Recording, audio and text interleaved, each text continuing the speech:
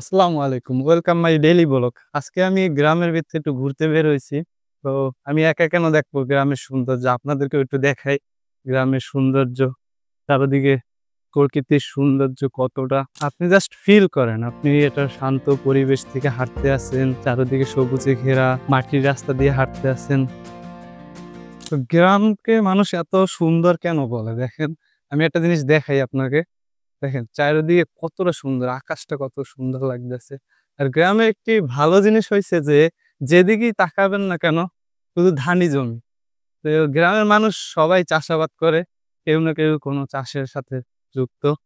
ধরেন কেউ ধান চাষ করে, কেউ গম চাষ করে, কেউ মাছ চাষ করে। তো ঘুরতে আমি একাই বের হই নাই। আমার সাথে আরেকটা ভাই আছে। ভাই সাধারণত গ্রামেই থাকে। তো ভাই আপনি গ্রামে থাকতে চান না শহরে থাকতে চান? আমি গ্রামেই থাকি। কেন? শহরে কেন থাকতে চান? ভাই শহরে ভাই একসের পরিবেশ দূষণ হয়। পরিবেশ পরিবেশ দূষণ হয়, তারপর মনে করো ডাস্টবিন হাবি-জাবি এরা যদি সব শহরে নোংরা।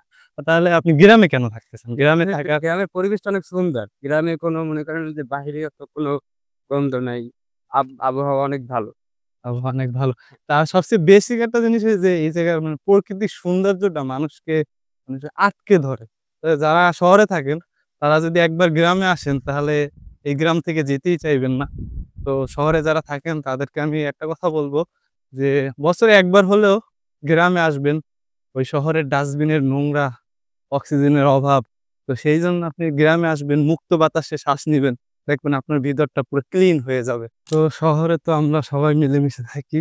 কিন্তু গ্রামেও যে মানুষ হিন্দু, বৌদ্ধ, খ্রিস্টান, মুসলিম সবাই মিলেমিশে থাকে এর একটা চাক্ষুষ প্রমাণ হচ্ছে এই যে বাড়িটা দেখতে পাচ্ছেন, এটা হচ্ছে খ্রিস্টান বাড়ি। তো বিশ্বাস না হলে এই বাড়ির কাছে জিজ্ঞেস করেন ভাই এটা কি খ্রিস্টান বাড়ি না? এটাই ঠিক ভাই ভাই। একটা আছে, সামনে একটা আছে। তারপরে আরো ওই পাশে আছে। আর হিন্দু বাস নাই? হিন্দু বাস করে ওই দেশে। হিন্দু ওই পাশে। জাস্ট আপনি দেখেন গ্রামে, গ্রামে বলেন যে শুধু কাদা আর কাদা দেখেন। এই যে গ্রামের ভিতর থেকে হাঁটতে আসি কিন্তু দেখেন কত সুন্দর পাকা রাস্তা। এই রাস্তা থেকে গাড়ি যায়, মানে বড় গাড়ি যায় না, ধরেন ভ্যান গাড়ি, অটো এগুলা চলে। রাস্তা দিয়ে হাঁটতে আসি, রৌদ্র গ্রামে তাড়াতাড়ি রৌদ্র ওঠে। তো এই যে একটা দোকান আছে, কিছু খাইনি। তো দেখেন বাড়ির সামনে ছোট একটা ভাই দোকান দিছে, দোকান থেকে কিছু খাই। তো গ্রামের মানুষ মোটা হয় না কেন? তাদের শরীরে চর্বি জমে না কেন? জাস্ট আমি এটা প্রমাণ হিসেবে দেখাই। ওই দেখেন রৌদের ভিতরে কতটা রৌদের ভিতরে ভাই কাজ করতে আছে। ওই দেখেন এই যে ধানের ভিতরে যে ময়লা যেগুলো আগাছা যেগুলো হয় না ওগুলো পরিষ্কার করতে আছে। গ্রামের মানুষ সবসময় কর্মস্থল, তারা কাজ করে, তারা ঘরে বসে থাকে না। এটা হচ্ছে মেইন কাহিনী। তারা কখনোই তারা বেশি মোটা হয় না। মোটা হয় ধরেন যারা বড়লোক ফ্যামিলির অনেক মানুষ আছে যারা বাহিরে থাকে, তাদের ফ্যামিলির লোক কাজ বাজ করা লাগে না, তারাই বেশিরভাগ এরকম ঘুরে ফিরে খায় লয়। আমিও কিন্তু কাজ করি ভাই। আবার কেউ বললেন না ভাই আপনি আবার বলতেছেন আপনি কি করেন? আমিও ভাই আমার নিজের জমি আছে ভাই। আমার ধানি জমি আছে, এগুলা কাজ বাজ করি। তো সেইজন্য আমারও কোনো বাড়তি চর্বি হয় না। জাস্ট আমি আরেকটা ভিউ দেখাই দেখেন। রাস্তার চারিপাশে কত, এই পাশে ধানি জমি, এপাশেও ধানি জমি। এখানে আবার কলা গাছ লাগানো আছে। সুন্দর পরিবেশ। কলাও হইছে। যাক এবার না পরের বার অ্যাটাক দেওয়া যাইবে আনে। পরের বার অ্যাটাক দিয়া এবার সন্ধ্যার খরচাটা উঠতে যাইবে আনে। কি কও ভাই? সন্ধ্যার খরচাটা উঠতে যাইবে আনে। তো ঘুরতে, ঘুরতে আবার একটু মাটির রাস্তায় চলে আইছি। দেখেন চারিদিকে কতটা নীরব। চারিদিকে শুধু বাঁশঝাড় আর বাঁশঝাড়।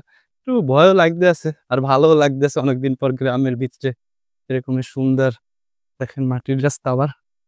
মাটির রাস্তা, বাড়ি গাড়ি, একটা বাড়ি, বাড়ির উপর দিয়া রাস্তা।